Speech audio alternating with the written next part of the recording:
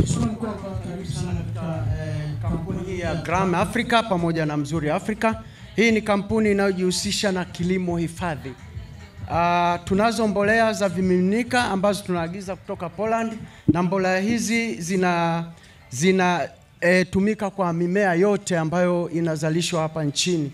Mazao kuanzia bustani mpaka miti ya matunda inatumia mbolea hizi. Mbolea hizi zimetengenezwa kibiolojia, ni rafiki wa mazingira, lakini pia ni rafiki kwa mlaji. Hazina madhara ya aina yote kwa mlaji na mtumiaji wa hizi mbolea akiwa anazipiga kule shambani. Mbolea hizi zimegawanyika katika makundi manne. Kundi la kwanza ni mbolea ambazo zina viinilishe zaidi ya kimoja.